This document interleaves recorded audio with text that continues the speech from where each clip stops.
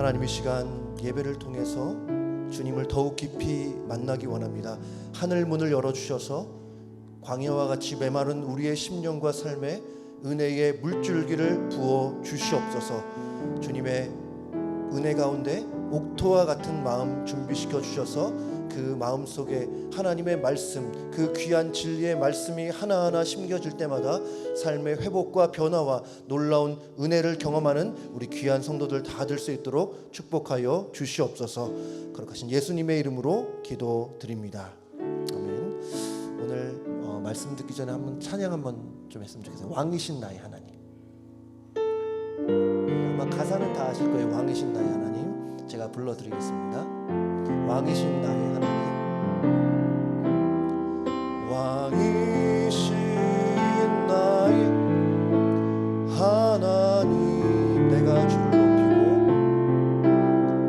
내가 주를 높이고 영원히 주의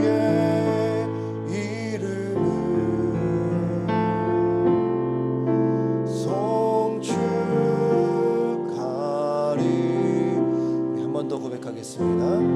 왕이신 나의 하나님, 왕이신 나의 하나님,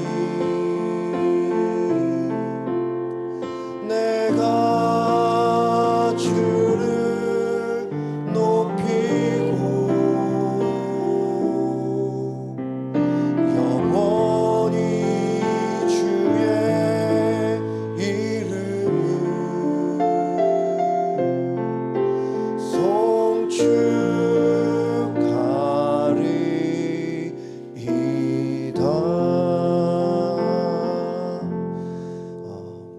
주님의 이름만 높임 받으시기를 바랍니다. 아멘. 네. 오늘부터는 삶으로 드러나는 믿음이라는 시리즈 제목으로 야고보서 설교를 하려고 합니다. 아마 열 몇 번, 한 20번 정도 할 수 있을 것 같은데요. 참고하시고 여러분 야고보서 말씀 당분간 많이 읽으시고 또 묵상하시면 좋겠습니다. 지난 2주간 우리 수요기도회 우리 목사님들을 통해서 많은 은혜 받았는데요. 가끔씩 이렇게 한 번씩 모셔서 우리 하나님 말씀 함께 또 듣겠습니다. 오늘 보시는 말씀 야고보서 1장 1절 한 절 말씀이에요. 우리 함께 봉독하겠습니다. 시작. 하나님과 주 예수 그리스도의 종 야고보는 흩어져 있는 12지파에게 문안하노라. 우리 한 번만 더 보겠습니다. 시작. 하나님과 주 예수 그리스도의 종 야고보는 흩어져 있는 12지파에게 문안하니라. 아멘. 방금 제가 말씀은 드렸지만 이제 시작하는 이 야고보서 설교 시리즈 제목을 삶으로 드러나는 믿음이라고 이렇게 정했어요. 많은 분들이 이 야고보서 하면 행함에 대해서 삶을 강조한다고 생각합니다. 일면 맞는 말이긴 하지만 야고보서는 행함만을 얘기하는 책은 아니에요. 행함을 말하지만 우리의 믿음과 연계성을 바탕으로 해서 행함을 말하고 있어요. 그러니까 이 믿음이라는 것이 무엇인가, 믿음에 합당한 삶, 믿음에 합당한 언어와 믿음에 합당한 행함은 무엇인지에 대해서 말하고 있는 것이죠. 이 믿음이라는 것은 기본적으로 우리의 마음과 깊이 연결이 되어 있습니다. 근데 마음 속에 뭐가 있는지 우리가 잘 모르잖아요. 이 한 길, 10길 물속은 알아도 한 길 뭐라 그러죠? 사람 속은 잘 모른다. 그런 말이 있잖아요. 그러니까 마음은 눈에 보이지 않기 때문에 마음 속에 어떠한 믿음이 있는지, 그 믿음이 정말 가짜인지 진짜인지 정확히 알 수 없어요. 하지만 이 야고보가 말하는 것은 진정한 믿음은 눈에 보이지 않는 마음을 넘어서 눈에 보이는 삶으로, 행함으로 이어진다는 거예요. 그것이 야고보 사도가 강조하고 있는 부분입니다. 이 믿음은 언제나 믿음에 합당한 삶, 믿음에 합당한 말로 드러나게 돼 있어요. 감추고 싶어도 감추어질 수 없습니다. 아주 단기간에는 그럴 수 있지만 긴 호흡을 가지고 보면 우리의 믿음은 결국 눈으로 드러나게 되어 있다. 물론 현상적으로 이 믿음과 삶이 분리되고 또 일치하지 않는 일로 인해서 그로 인해서 발생하는 참 많은 문제들이 있어요. 교회가 욕먹는 대표적인 이유가 그거 아니겠습니까? 교회에 다니고 믿음이 있다고 하지만 이 믿음과 삶이 너무나 동떨어져 있는 모습. 우리가 다른 사람들을 통해서 그런 모습을 볼 수도 있지만 사실 우리 자신을 돌아보면 또 그러한 모습 분명히 볼 수 있습니다. 이 삶과 신앙의 불일치. 우리가 이 언행일치라는 말을 쓰는데요. 이 믿을 신해서 언행일치가 아니라 이 신행일치, 이 믿음과 행함의 일치, 이것이 야고보 사도가 강조하고 있는 지점이에요. 사실 저도 그렇고 우리가 이 신행일치를 이루지 못하고 때로는 따로 국밥처럼 이 믿음과 삶을 분리하는 그런 경우가 많이 있습니다. 믿는다 말하고 있고 또 신앙을 고백하고 있지만 그 신앙에 합당한 삶을 살지 못하는 것이 우리의 모습이 아닌가. 그런 모습들이 참 비일비재해요. 남의 모습을 보고 평가하고 이런 것을 떠나서 먼저 내가 믿음으로 살고 있는가라고 묻는다면 그렇다라고 쉽게 말할 수 없는 것이 사실입니다. 이런 우리에게 이 야고보 사도는 삶으로 너희의 행함으로 믿음을 증명하라고 말하고 있어요. 그러면서 다양한 주제들을 언급하고 있는데 제가 오늘은 좀 야고보서 좀 전체적으로 소개를 하려고 하는데요. 이 야고보서 내용이 전체적으로 좀 산발적이기도 하고 또 어떤 통일성이나 일관성이 없는 것처럼 느껴지기도 합니다. 이런 얘기를 하다가 갑자기 또 이런 얘기도 하고 이런 주제를 언급하다가 또 갑자기 다른 주제를 언급하기도 하고 그러나 하나하나 이 말씀이 얼마나 통찰력이 있고 우리의 삶에 실제적으로 도움이 되는 그러한 교훈, 정말 그리스도인으로서 하나님 앞에 잘 살기 위한 그러한 지혜가 오늘 야고보서에 많이 담겨져 있다. 그래서 이 야고보서가 가진 별명 중에 하나가 뭐냐면 이 신약의 지혜서라는 거예요. 우리가 잠언을 구약의 지혜서라고 부르는데요. 이 야고보서는 이 잠언과 대비될 정도로 많은 지혜를 제공하고 있다는 점에서 신약의 지혜서라고도 불립니다. 그리고 이 야고보서에 대해서 한 가지 더 짚고 싶은 것은 이것이 공동서신이라는 거예요. 오늘 좀 공부를 하고 있는데 이 공동서신이라는 것은 영어로 Catholic Epistles라고 그래요. 이 캐톨릭이라는 것은 천주교 카톨릭을 말하는 것이 아니고 여기서 이 캐톨릭이라는 것은 이 보편적인 일반적인 공동의 이런 뜻을 갖고 있어요. 그러니까 공동서신은 이른바 어떠한 특정한 교회에만 예를 들어서 우리 에브리데이 교회만 보내는 편지가 아니라 제너럴하게 모든 교회에게 일반적으로 보내는 편지라는 의미예요. 다시 말해서 어떤 교회의 특정한 상황이나 어떤 배경을 염두에 두면서 쓴 편지가 아니라 교회라고 한다면, 교회라 불린다면 당연히 배워야 되고 알아야 될 진리가 담겨져 있다. 그러한 면에서 이 야고보서에 있는 진리는 우리에게 쉽게 적용이 가능합니다. 이 야고보서라는 편지를 쓰면서 이 야고보가 흩어져 있는 12지파에게 문안하노라라고 말을 해요. 제가 조금 설명을 드리면 이 이스라엘 민족은 시작을 할 때부터 원래 12부족, 12시족으로 형성이 됐습니다. 그리고 그래서 이 구약 시대부터 이 12지파라고 한다면 이스라엘 전체 백성을 말씀하는 것이었고 이 신약 시대로 와서는 그 의미를 좀 더 확장해서 하나님을 섬기는 모든 백성이라고 그런 의미를 담고 있어요. 그러니까 이 야고보가 편지를 쓸 때에 그 염두에 둔 대상은 어떠한 특정한 교회와 성도가 아니라 모든 교회, 예수님을 나의 구주로 영접한 모든 하나님의 백성을 염두에 두고 글을 썼다고 할 수 있습니다. 이 공동서신의 그럼 특징은 뭐냐? 이 보통 신약의 서신서, 이 편지들을 보면 편지를 받는 그 교회의 이름으로 그 편지의 제목을 짓습니다. 예를 들어서 갈라디아서는 바울이 썼지만 바울이 갈라디아 교회에 쓴 편지이기 때문에 갈라디아서라고 그래요. 이 고린도전서도 마찬가지고 로마서도 모두가 바울의 서신이지만 바울이 보낸 그 편지를 보낸 그 수신인의 이름을 따서 그렇게 이름을 지었다. 하지만 공동서신은 좀 다릅니다. 이 공동서신은 제가 말씀드린 대로 특별한 수신자가 없기 때문에 편지를 받는 교회의 이름이 따로 없어요. 그래서 교회의 이름이 아니라 편지를 보내는 발신인의 샌더의 이름으로 편지의 이름을 짓습니다. 예를 들면 뭐가 있을까? 이 야고보서 바로 뒤에 있는 책이 베드로전서거든요. 그러니까 베드로가 보내는 편지예요. 또한 요한 1, 2, 3서 이거 누가 썼을까요? 요한이 썼을 거예요. 그죠? 요한이 일반 교회를 대상으로 보내는 편지고 그 다음에 유다서도 마찬가지입니다. 유다라는 예수님의 형제가 쓴 편지이기 때문에 유다서, 이게 다 공동 서신인데 오늘 야고보서도 이 야고보 사도가 편지를 썼기 때문에 야고보서라고 부르고 있습니다. 공부할 게 많죠 오늘.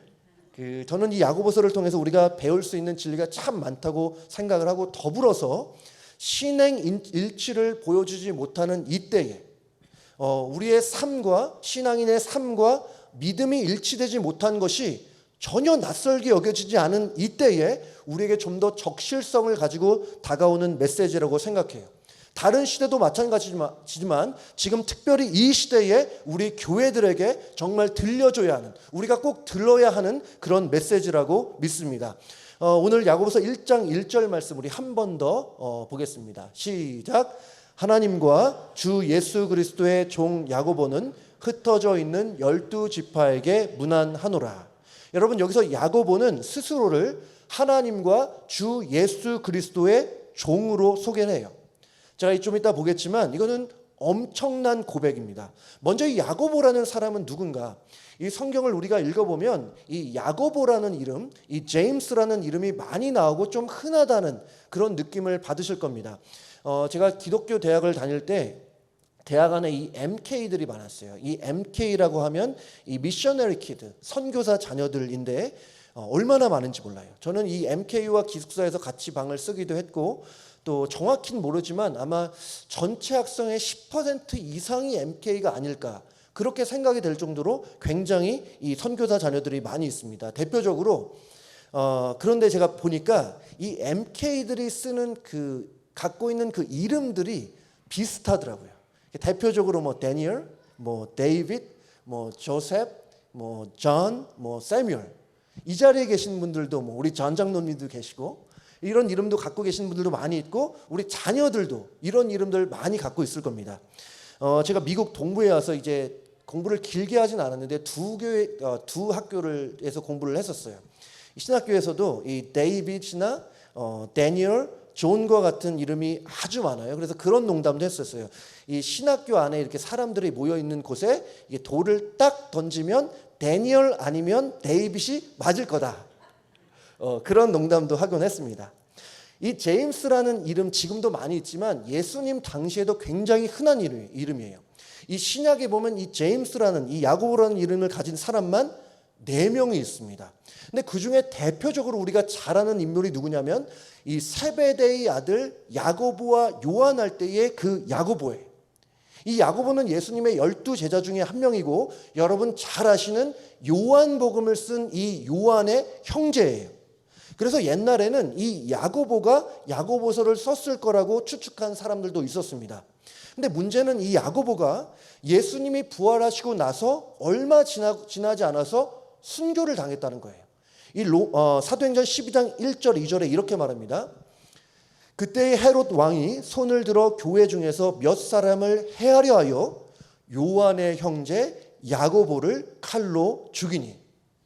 예수님의 12제자 중에 처음으로 순교를 당한 사람이 야고보입니다. 이 초대교회에 복음이 막 급격하게 확산을 하고 있는 과정에서 이 복음을 반대한 사람들이 박해를 했는데 그 과정에서 야고보가 목숨을 잃은 거예요. 이 대다수의 학자들은 이 야고보서가 이 야고보의 순교 이후에 한 20-30년 후에 기록될 것으로 보기 때문에 이 야고보는 이 야고보서의 저자가 될 수 없다는 거죠. 그러면 이 야고보는 누구일까? 여러분, 이 야고보는 아시는 분은 아시겠지만 놀랍게도 예수님의 형제예요. 예수님이 동정녀 마리아에게서 잉태가 되셨는데 이 마리아와 마리아의 남편 요셉 사이에 예수님 이후에도 적어도 4명의 아들을 낳았는데, 예수님 다음에 가장 먼저 낳은 아들이 야고보예요. 이 야고보에 대해서 우리가 몇 가지 사실을 알 수 있는데요.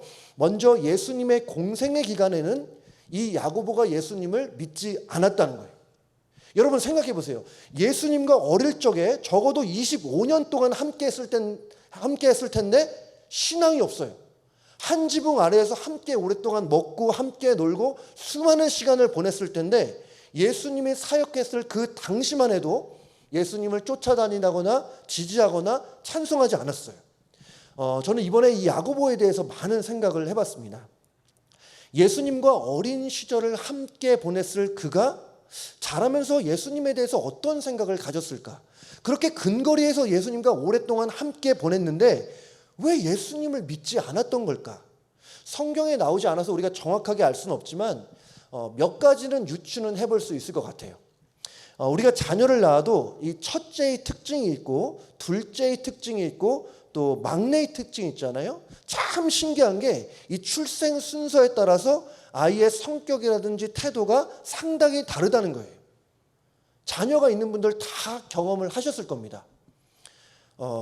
이 자리에 5명의 자녀가 있는 집사님, 우리 로이스 집사님 맞죠? 5명? 그런 분들은 너무 잘 아실 거예요. 저희 집에도 이 딸이 둘이 있는데요. 이 둘의 성격이 우리 교회에 와서 보면 다른 것 같지만 부모가 볼 때는 얼마나 다른지 몰라요. 얼굴은 거의 쌍둥이에요. 아주 비슷하게 생겼습니다. 제가 우리 아이들을 데리고 가끔가다 신방을 가면 아이들이 똑같다고. 제가 그 말을 들을 때마다 제 마음에 확신을 갖고 결심을 해요. 셋째는 낳지 않으리라. 왜냐? 똑같은 애가 또 나오면 안 되니까. 근데 성격은 많이 달라요. 뭐 저만 그렇게 느끼는 것이 아니라 아이를 키우는 부모라면 대부분 그렇게 느끼실 겁니다.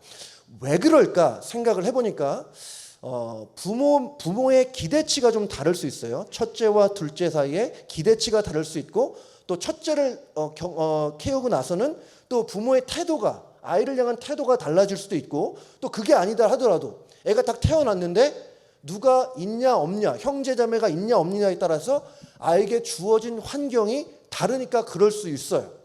물론 우리가 이것을 법칙으로 뭐 정형화시킬 수는 없지만 보통은 많이 그럴 수 있습니다. 그런데 이 야고보의 경우를 생각해 보면 여러분 생각해 보세요. 태어나 보니까 형이 예수님이에요. 여러분 이게 좋을 수도 있지만 상당히 부담으로 작용할 수 있습니다. 여러분 예수님은 하나님이시지만 동시에 우리와 똑같은 사람이세요. 근데 죄가 전혀 없잖아요. 그러니까 우리가 바로 옆에서 예수님의 모습을 보았다고 한다면 예수님의 말 한마디 한마디 예수님의 행동 하나하나가 그 어디에서도 죄와 허물을 찾아볼 수 없어요. 그야말로 완벽이에요. 당시에 이 회당이라는 학교에 가서 공부도 했을 텐데 모범생이고 아마 장학생이었을 겁니다. 하나님의 말씀은 12살에 누가복음에 보면 12살에 예수님의 모습을 보여주는데 어릴 때부터 예수님은 하나님의 말씀 율법에 정통했어요. 거기다가 부모님 말씀엔 철저히 순종하고 그냥 교회 가는 걸 너무 좋아하는 거예요. 성품도 이보다 더 좋을 수 없고 매번 사람들이 칭찬을 해요. 그렇다고 교만하냐? 어쩜 이렇게 겸손한지 몰라요. 여러분 그리고 보세요. 이 마리아와 요셉은 이미 예수님이 태어나실 때 예수님에 대한 예언을 들었습니다. 그것을 정확하게 어떤 것인지 잘 이해는 못했지만 뭔가 비범한 예언이에요. 그러니까 이 부모 입장에서는 이 예수님을 주목했을 것이고 예수님에 대한 특별한 관심과 애정이 있었을 것이다. 이 집안의 둘째인 야고보가 봐도 예수님은 완벽해요. 그러다 보니까 이 야고보가 받았을 그 스트레스가 엄청나지 않았을까? 여러분 이건 성경에 나오진 않았습니다. 제 추측이에요. 근데 그럴 것 같아요. 모든 면에서 그야말로 완벽한 형, 완벽하게 겸손하고 착하고 모든 면에서 성실한 온전한 형, 그런 형과 함께 사는 것이 쉽지는 않을 수 있겠구나. 어렸을 때는 형이 어떤 분인지를 잘 몰랐기 때문에 아무래도 스스로를 형과 비교했을 수 있고 또 부모의 인정을 받고자 부단히 노력했겠지만 생각만큼은 그렇게 되지 않을 수 있어요. 다시 한번 말씀드립니다. 어디까지나 추측입니다. 근데 다른 생각을 가진 분도 있을 수 있어요. 어쨌든 그래서 그런지 이 야고보는 예수님이 활동하셨을 때에 예수님을 믿지 않았어요. 그의 말을 보면 예수님을 믿지 않았을 뿐만 아니라 예수님 형에 대해서 그렇게 호의지기지도 않았던 것 같아요. 이 마가복음 3장 20절 21절에 이렇게 말합니다. 집에 들어가시니 무리가 다시 모임으로 식사할 겨를도 없는지라 예수의 친족들 가족들이 듣고 그를 붙들러 나오니 이는 그가 미쳤다 하밀러라. 또 이런 말도 있어요. 요한복음 7장 3절부터 5절까지 그 형제들이 예수께 이르되 당신이 행하는 일을 제자들도 보게 여기를 떠나 유대로 가소서. 스스로 나타나기를 구하면서 묻혀서 일하는 사람이 없나니 이 일을 행하려 하거든 자신을 세상에 나타내소서 하니. 이런 말을 하는 이유는 그 형제들까지도, 야고보를 포함한 그 형제들까지도 예수를 믿지 아니함일로라. 야고보를 포함한, 또 유다서를 쓴 그 유다를 포함해서 예수님의 형제들은 예수님을 믿지 않았어요. 공생의 기간에 예수님을 위해서 기도하지도 않았을 것이고 예수님의 사역에 어떠한 도움을 주지도 않았을 겁니다. 근데 얼마 지나지 않아서 정말 놀랍게도 이 야고보가 초대교회 예루살렘의 영적 지도자로 우뚝 서게 돼요.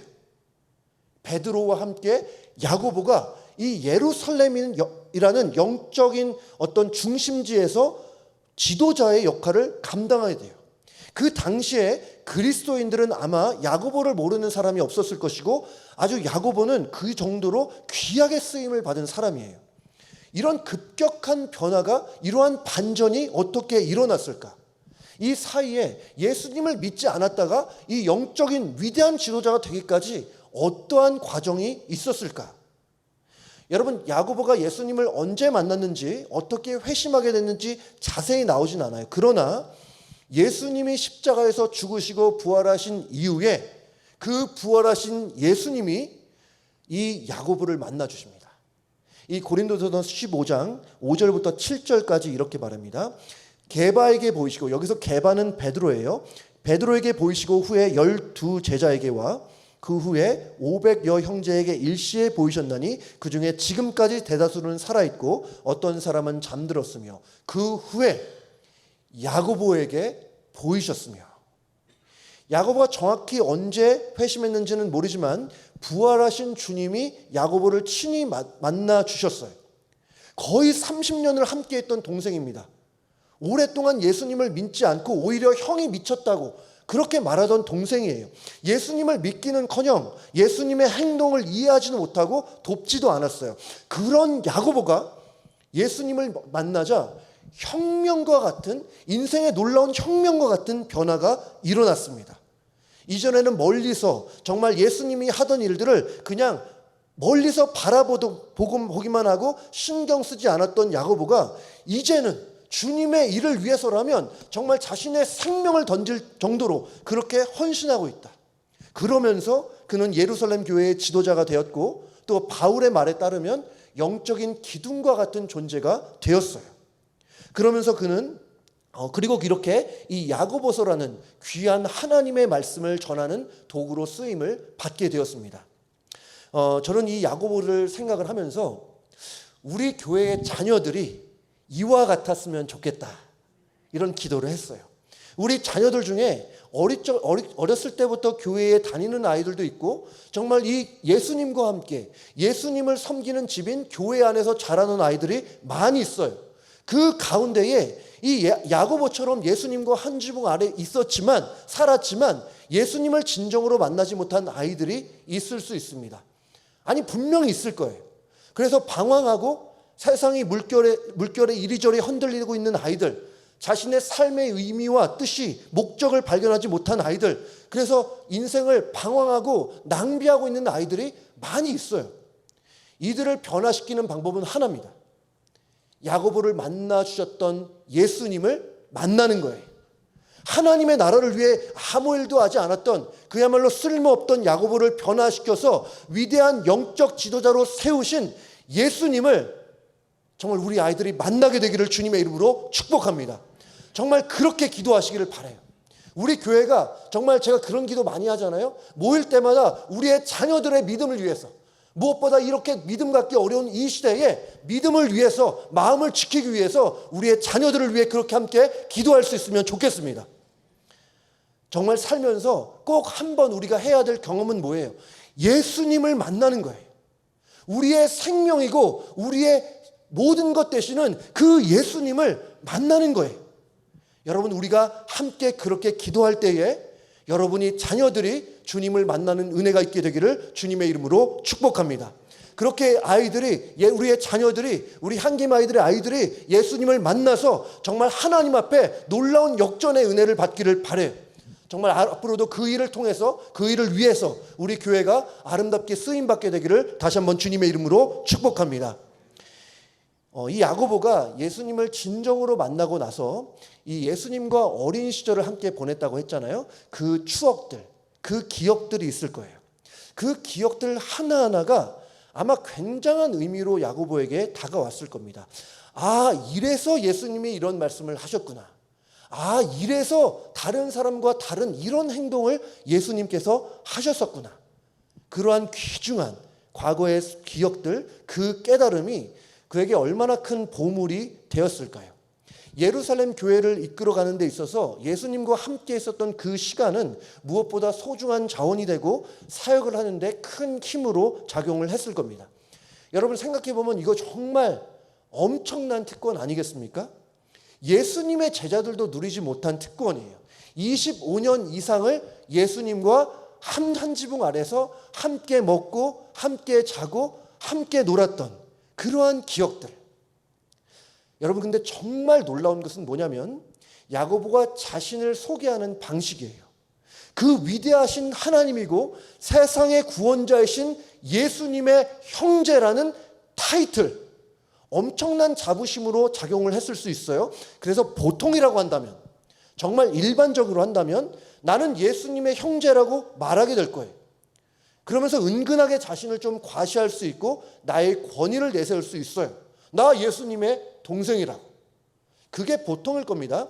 그래서 자신을 소개할 때 이렇게 할 수 있어요. 오늘 1절이 아니라 예수님과 어린 시절을 함께 했던 예수님의 고륙 형제 야고보는 흩어져 있는 12지파에게 문안하노라. 어떤 학자는 야고보가 자신을 이렇게 소개할 수도 있었다고 설명을 합니다. 제가 그대로 읽어볼게요. 의인으로 불려지는 야고보, 마리아의 성스러운 자궁에서 태어났고 구세주인 형 그리스도의 혈육 동생이며 구주의 신뢰를 한 몸에 받는 사람. 이렇게 소개하면서 누구에게 문안하노라. 이랬으면 이거 권위와 신뢰도가 아마 상당했을 거예요. 모두가 이 편지를 보면, 아니 야고보 주변에 있는 모든 사람들이 이 야고보를 동경하고 아마 우러러봤지 않았을까. 아, 이 야고보는 정말 대단한 사람이라고. 그러니까 야고보 입장에서는 얼마든지 자신의 권위를 내세울 수 있고 나 이런 사람이라고 뽐낼 수도 있는 거예요. 하지만 이 야고보의 자기소개를 보면 그런 마음이 전혀 느껴지지 않습니다. 한 번씩 식당에 가면 어떤 유명인이라든지 또 어떤 대통령이 왔다. 우리 LA 같은 경우에는 박찬호 선두가 왔다. 그러면 그분의 사인을 이렇게 벽에 걸어두는 경우가 있어요. 왜 그렇게 사인을 걸어둘까? 뭐 이 식당에 유명 인사가 와서 먹을 정도로 그렇게 음식이 맛있다? 뭐 그렇게 그런 의미일 수도 있고, 아니면 또 이런 사람이, 이런 유명한 사람이 왔다는 것 자체를 기념하는 의미에서 걸 수도 있어요. 어쨌든 이 유명 인사와 친밀한 것은 사람들의 동경을 자아내기도 하고 또 과시의 한 방편으로 작용할 수도 있습니다. 이제는 제가 좀 말씀을 드리고 싶은데요. 제가 손창민이잖아요. 교회에서 가끔 어떤 성도님들이 손경민 목사님과 어떤 관계냐고 그렇게 묻는 분들도 있고, 가끔은 이렇게 손흥민이라고 부르게 된다는 그런 성도님도 있습니다. 근데 제가 그럴 때마다 이제까지는 그냥 웃어 넘기곤 했는데, 여러분 사실 제가 어릴 적부터 손흥민은 제가 어릴 적부터 뭐 한 번씩 만나는 가까운 사촌 동생입니다. 라고 말씀을 드린다면 죄송합니다. 여러분 아마 저를 다르게 보실 거예요. 방금 우아가 아멘 소리보다 더 크게 나왔어요. 조금 아쉽습니다. 여러분 그 손흥민 씨가 저와 친척이라고 한다면 와 그럴 거예요. 아, 우리 손창민 목사님 손흥민과 친척이냐고. 아마 정말 그랬다면 저도 손흥민 노래를 부르고 다녔을 거예요. 여러분 아시냐고. 제가 손흥민의 형이라고. 혹시 오해하시는 분 정말 아닙니다. 근데 사실이라면 여러분이 저를 보는 눈은 지금과는 확연히 달랐을 겁니다. 아마 저에게 조금 더 가까이 다가오시는 분도 있고, 손흥민 선수와 함께 했던 그 에피소드를 물어보시는 분도 있고, 사인 받아달라고 하는 분도 있을 거예요. 여러분, 우리가 이 손흥민 선수만 하더라도 우화가 나오는데, 만약에 2000년 전에 예수님을 구세주요 만왕의 왕으로 믿는 그리스도인들에게 예수님과 그냥 지인 정도가 아니라 예수님과 함께 자랐던 고륙 형제, 동생이라고 한다면, 여러분, 이걸 아는 것 자체만으로 엄청난 영향력이 될 거예요. 저라면 말하고 싶어요. 예수님과 함께 자라면서 옛날에 예수님이 이런 행동을 하셨다고, 예수님이 옛날에 나한테 이런 비밀 얘기를 해줬을 거라고, 특별히 나에게만 이런 말씀을 해줬다고 가는 곳곳마다 막 사방팔 막 소문을 냈을 거예요. 근데 야고보가 자신을 어떻게 소개하냐면 오늘 1절입니다. 우리 다시 한 번만 읽을게요. 시작. 하나님과 주 예수 그리스도의 종 야고보는 흩어져 있는 12지파에게 문안하노라. 예수님과 고륙 형제라는 어떠한 암시도 없어요. 그리고 한마디로 선포해 버려요. 자기는 예수 그리스도의 종이라고. 이게 자기소개 끝입니다. 여러분, 한 사람의 인격이 가장 드러나 보이는 것은 그 사람의 입에서 나오는 말이에요. 예수님도 말씀하시기를 사람이 마음에 가득한 것을 입으로 말한다고 했어요. 그래서 한 사람의 마음 상태와 인격을 알 수 있는 것은 그 사람의 언어, 그 사람의 말이에요. 마치 우리의 마음을 비추는 거울과 같은 것이 말입니다. 그런 차원에서 예수님의 야고보의 자기소개를 보면 이 야고보는 굉장히 겸손한 사람이었구나. 내가 누구에게 인정받는 게 그렇게 중요한 것이 아니에요. 우리가 바울의 언어로 표현하면 내가 없고 내가 죽고 예수로 사는 사람이에요. 여러분, 보통이라면 인정받고 싶어 하잖아요. 여러분, 우리 다 다른 사람에게, 옛날에는 부모님에게 인정받고 싶지 않았습니까? 그래도 은연중에 과시하고 싶은 욕구가 우리에게 분명히 있어요. 근데 야고보는 예수님과의 형제라는 것은 이런 방구도 말하지 않고 자신을 뭐라고 하냐면 주님의 종이라고 말해요. 주님의 종. 주님의 형제라고도 말할 수 있을 것 같은데 그냥 주님의 종이라고 말해요. 야고보는 자기의 혈연 관계의 흔적을 다 걷어냈어요. 그리고 간단하게 스스로를 예수 그리스도의 종이라고 말합니다. 그리고 더 놀라운 것은 뭐냐면 여러분, 이 종이라는 것은 이 헬라어로 둘로스라는 거예요. 영어로 보면 이 servant라고 번역을 했어요. NIV에서는 servant라고 했고 ESV도 servant라고 했는데 나중에 한번 ESV 성경 보세요. 거기 번호가 있는데 아마 1로 돼 있을 건데 하단에 보면 slave라고 돼 있어요. slave, 노예. 이 둘로스를 더 정확하게 말하면 종이 아니라 노예예요. 이 노예라는 거예요. 노예라는 것은 무엇을 강조하는 거냐면 내가 누구에게 소유됐다는 거예요. 예수 그리스도의 노예라는 것은 나는 예수님께 속한 노예라는 것을 말해요. 여러분, 노예와 종은 좀 차이가 있습니다. 제가 예전에 미국에서 신학교를 다닐 때 공부할 때에 영어도 부족하고 대답을 잘 못했는데 요거 하나 제가 대답한 적이 있어요. 교수님이 이 슬레이브와 서번트의 차이가 뭐냐 물었을 때 제가 손을 들고 몇 번 안 됐던 것 같아요. 제가 손을 들고 당당하게 한번 얘기를 했어요.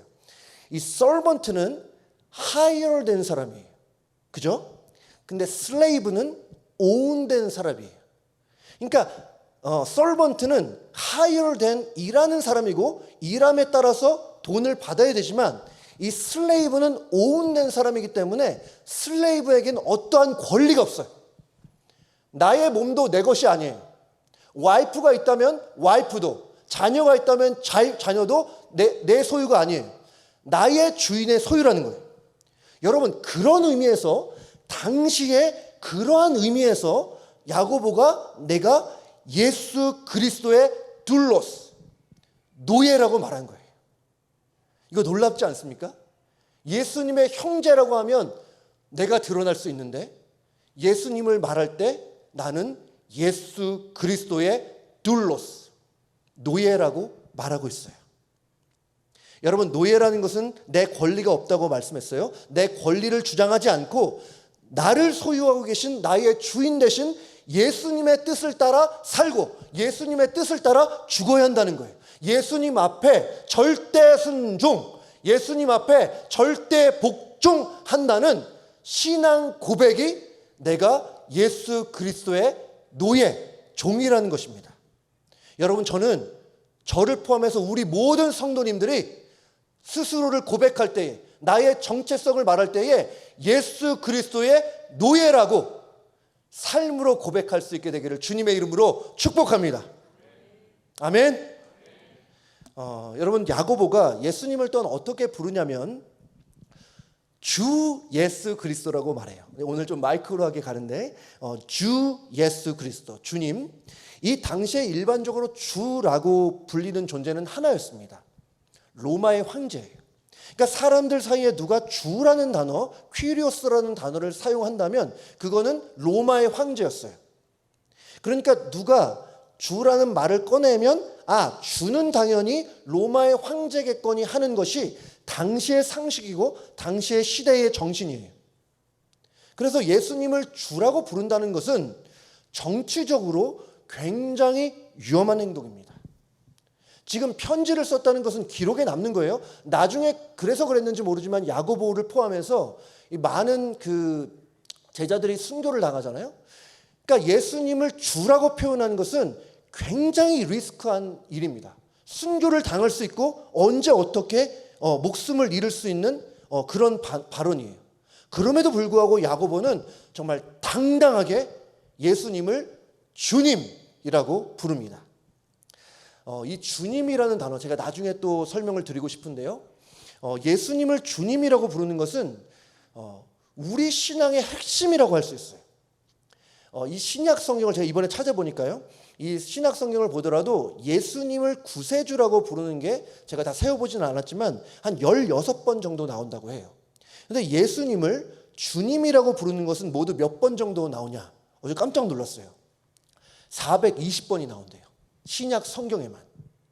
여러분, 횟수만이 그렇게 중요한 것은 아니지만 그만큼 예수님을 주로 여기고 주로 고백하는 것이 우리 신앙의 핵심이라는 것을 보여주는 것입니다. 여러분, 신앙이라는 것은 뭐예요?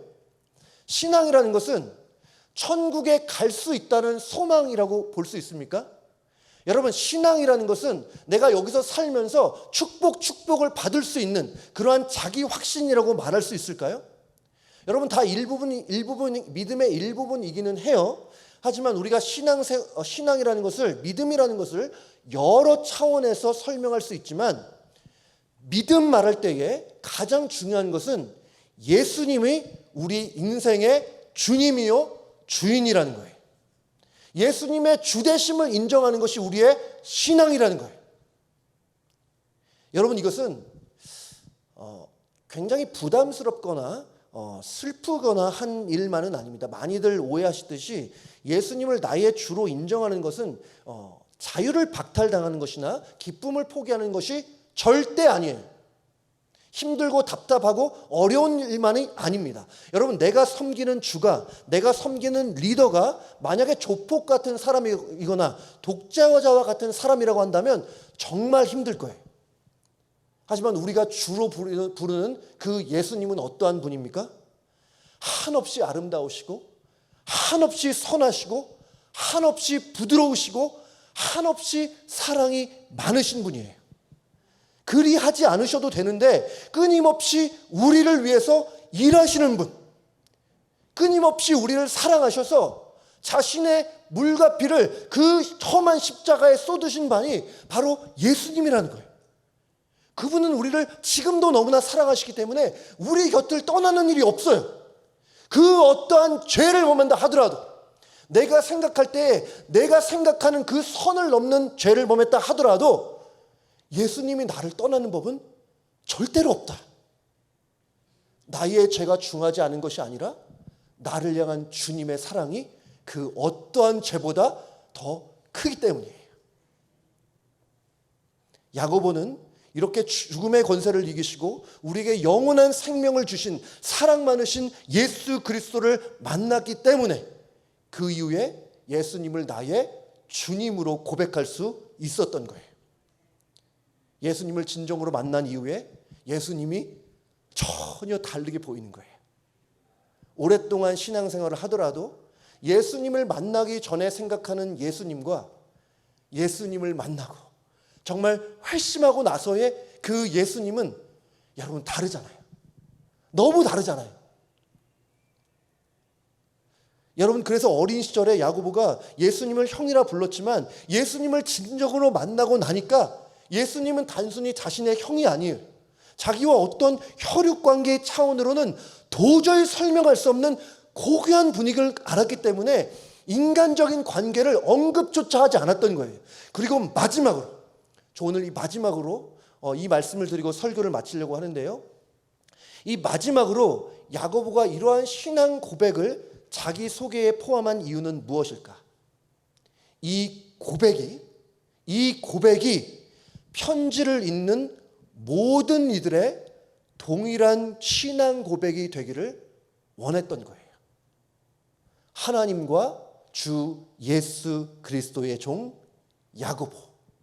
우리 야고보 자리에 자기 이름을 한번 넣었으면 좋겠어요. 하나님과 주 예수 그리스도의 종 손창민. 저는 우리 교회에 다니는 모든 분들이 이러한 야고보처럼 예수님을 진정으로 만나기를 바랍니다. 여러분, 그러면 인생의 혁명과 같은 변화의 바람이 불 거예요. 또한 우리 모두가 야고보처럼 예수님을 나의 주님으로, 나를 예수님의 둘로스, 종, 노예로 고백할 수 있게 되기를 주님의 이름으로 축복합니다. 그래서 하나님 앞에 정말 주님을 만날 그날까지 하나님 앞에 존귀하게 쓰임받는 우리 귀한 에브리데이의 성도님들 다 되시기를 주님의 이름으로 축복합니다. 우리 같이 한번 내가 주인 삼은 모든 것 함께 찬양했으면 좋겠는데요. 이 내가 삼은 모든 것, 이 원제가 뭐냐면 주 되심이에요. 주 되심. 우리 시간 찬양으로 멜로디에 우리의 마음을 담아서 하나님 앞에 우리의 신앙을 고백할 수 있으면 좋겠습니다. 같이 찬양하겠습니다. 내가 주인 삼은 모든 건 내려놓고 내 주 대신 주 앞에 나가 내가 사랑했던 모든 건 내려놓고 주님만 사랑. 다시 한번 고백하겠습니다. 내가 주인 삼은 모든 건 내려놓고 내 주 대신 주 앞에 나가 내가 사랑했던 모든 건 내려놓고 주님만 사랑. 주 사랑 거친 풍랑에도 주 사랑 거친 풍랑에도 깊은 바다처럼 나를 잠잠케 해. 주 사랑 내 영혼의 반석. 그 사랑. 한 번 더 고백하겠습니다. 주 사랑 거친 풍랑에도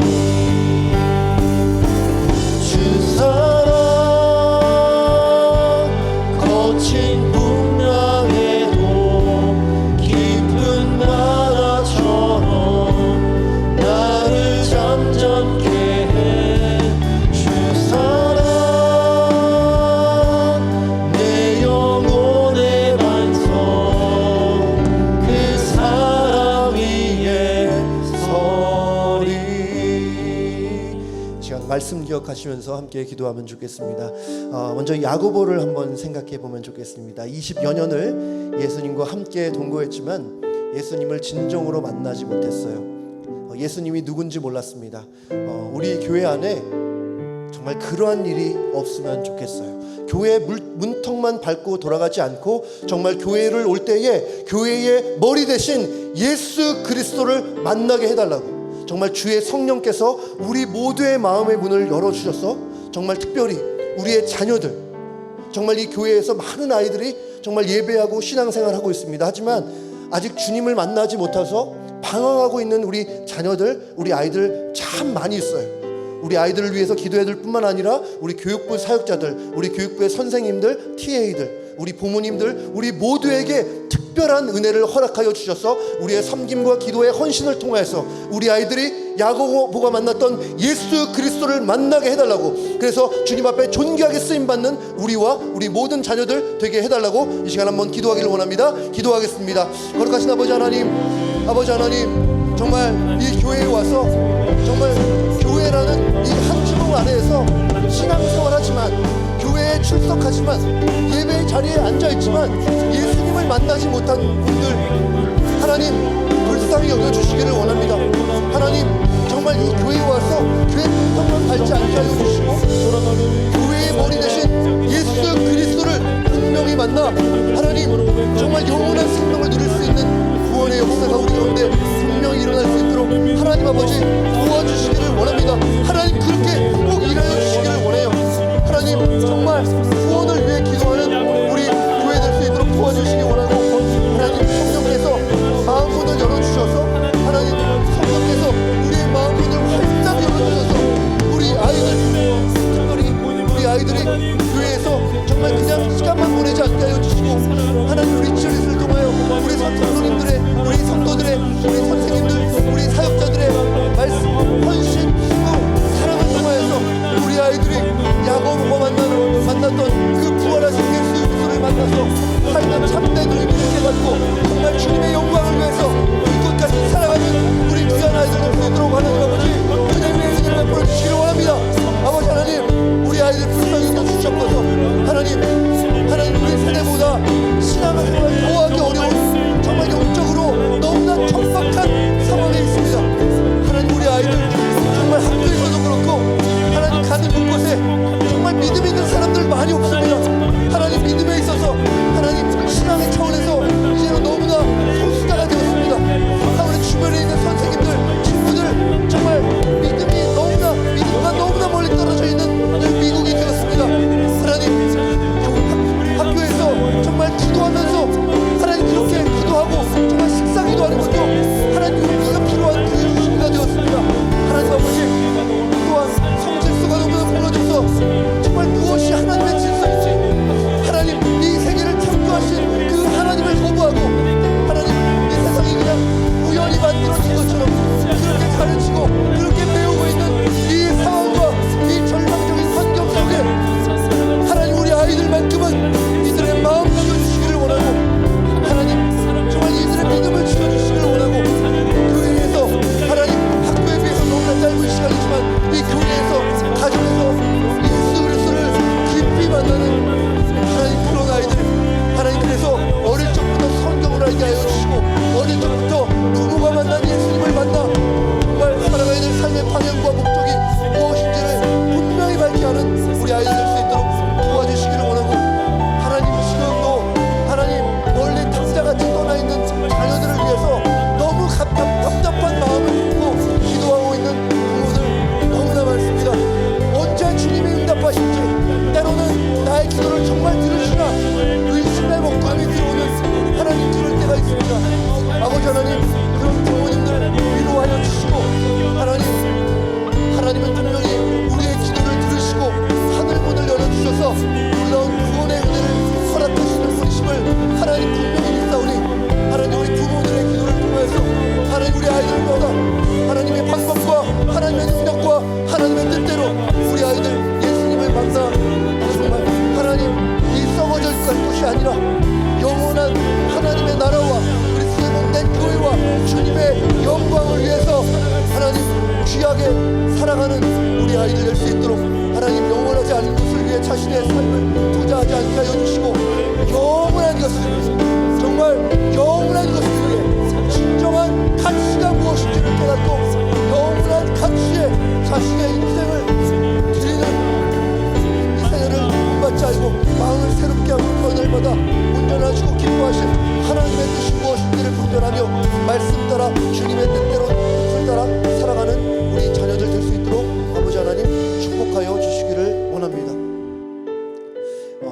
우리는 우리의 것이 아닙니다. 우리는 주님의 것인 줄로 믿습니다. 우리는 예수 그리스도의 노예입니다. 나의 뜻을 이 땅 가운데 이뤄가는 것이 우리의 삶, 하나님께서 설계하신 우리의 인생이 아닙니다. 주님의 뜻을, 주님의 그 귀하고 선하신 뜻을 이루어가는 것이 하나님이 우리에게 원하시는 바예요. 우리 함께 기도할 때에 정말 우리가 일상 속에서 그러지 못할 때 참 많습니다. 마치 내가 주인인 것처럼 나의 소견대로 살았던 시간들이 너무나 많습니다. 이 시간 여러분 함께 기도할 때에 하나님, 내 입술의 말로 예수님의 주되심을 가볍게 고백하지 않고 나의 삶으로, 나의 언어로, 나의 인생으로 예수님이 나의 주인 되심을 고백하는 그러한 우리 되게 해달라고 이 시간 우리 다 같이 한번 우리 주여 한번 외치며 기도하기 원합니다. 주여! 거룩하신 아버지 하나님, 정말 예수님이 우리의 주인이십니다. 하나님, 저도 하나님 제 마음에 매번 선포하기를 원합니다. 하나님, 저의 인생은 주님의 것이고 그리스도의 몸된 교회 이 에버리데이 교회도 주님의 것이고 정말 우리의 모든 삶의 관계와 그 모든 것들이 주님의 것입니다. 저의 와이프, 저희의 자녀들도 주님의 것입니다. 나의 시간도 주님의 것입니다. 나의 물질도, 내가 가지고 있는 소유도 주님의 것입니다. 하나님, 내가 갖고 있는 그 모든 것, 나의 몸도, 나의 삶도, 나의 인생도 하나님 주님의 것임을 고백합니다. 하나님, 입술로만 그냥 너무나 가볍게 그냥 예수님이 나의 주님이라는 그러한 고백에 머물지 않게 하여 주시고, 하나님, 우리가 정말 우리의 마음의 중심을 담아서 나의 삶을 들여 예수 그리스도가 나의 주님이심을, 나는 주님의 노예임을 삶으로, 신앙으로 고백할 수 있도록 아버지 하나님 인도하여 주시기를 원합니다. 하나님, 그렇게 정말 우리 교회도, 우리 교회 성도님들도 예수님의 주되심을 인정할 수 있기를 원합니다. 하나님과 주 예수 그리스도의 종 야고보라는 고백, 하나님 고백처럼 하나님, 우리도 하나님과 주 예수 그리스도의 둘러쓰 나 자신임을 하나님 삶으로 고백하는 우리 귀한 성도들 될 수 있도록 하나님 도와주시기를 원합니다. 하나님, 그렇게 그러한 고백 속에 하나님께서 우리의 고백을 들으시고 하나님 그 고백을 통해서 우리 한 분 한 분을 정말 하나님의 나라에 정말 빛을 비추는 정말 아름답게 쓰임받는, 존귀하게 쓰임받는 그런 교회와 그런 우리 귀한 성도들 다 될 수 있도록 하나님 은혜 내려주시기를 원합니다.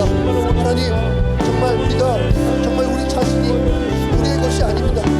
하나님, 우리는 주님의 것입니다. 하나님, 내가 꿈을 꾸는 그것이 주님의 것임을 하나님 점검할 수 있도록 도와주시고, 내 뜻이 정말 주님의 뜻과 합한지, 정말 내가 주님의 뜻을 향해 믿음으로 달려가고 있는지, 좌로나우로 난 춤추지 않고 주님 원하시는 그 길을 걸어가고 있는지 다시 한번 점검하며 정말 우리의 삶의 방향을 받고 주님이 원하시는 그 길, 주님이 설계하시고 계획하신 그 뜻대로 우리의 인생 걸어갈 수 있도록 하나님 축복하여 주시옵소서. 여러분, 지금 마지막으로 기도할 때에 여러분 가진 기도의 제목으로 기도하시면 되겠고요. 또 여러분 주변에 또 우리의 연약한 지체들 많이 있습니다. 회복을 위해서도 또 기도해 주시면 좋겠습니다. 함께 기도하겠습니다. 아버지 하나님,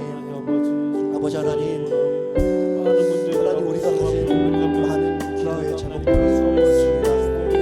하나님, 오늘 특별히 저에게 다시 한번 저의 인생과 저의 가정과 또 우리의 교회의 주인이 예수님이신 것을 하나님 순간순간 잊지 않고 기억하며 하나님 언제나 주님의 뜻이 무엇인지를 잘 분별할 수 있도록 도와주시고, 하나님 이 말씀을 묵상할 때에 성령께서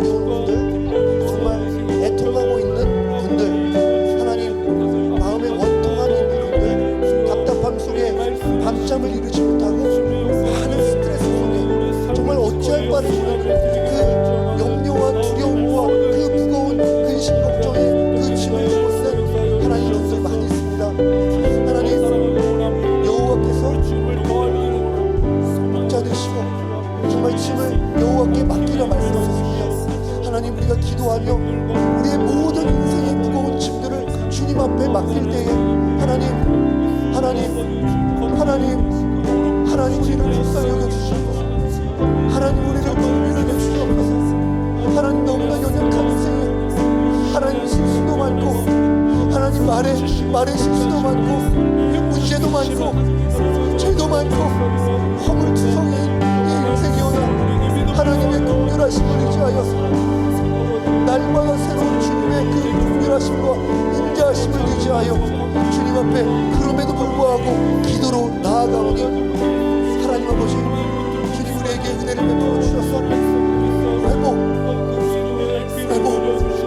회복을 주시고 하나님 회복뿐만 아니라 회복을 주시는 여호와 하나님을 깊이 만나는 삶 속에 다시 한번 주님과 교제하고 주님께 받은 그 놀라운 응답들과 삶의 그 놀라운 이야기들을 하나님 우리의 삶에 더욱더 채워져가는 그런 우리 귀한 성도들 될 수 있도록 하나님 도와주시기를 원합니다. 하나님 그렇게 우리를 사용하여 주시옵소서. 우리의 기도에 응답하시기를 원합니다. 내가 주인 삼은 것 우리 다시 한번 찬양하면 좋겠습니다. 내가 주인 삼은 모든 것 내가 주인 삼은 모든 것 내려놓고 내 주 대신 주 앞에 나가 내가 사랑했던 모든 것 내려놓고 주님만 다시 한번 고백하겠습니다. 내가 주인 삼은 모든 것 내려놓고 내 주 대신 주 앞에 나가 내가 사랑했던 모든 것 내려놓고 주님만 사랑해.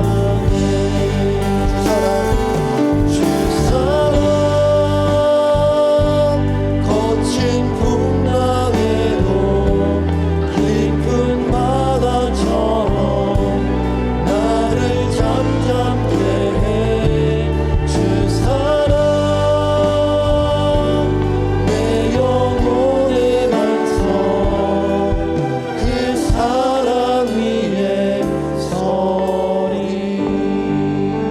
기도하겠습니다. 하나님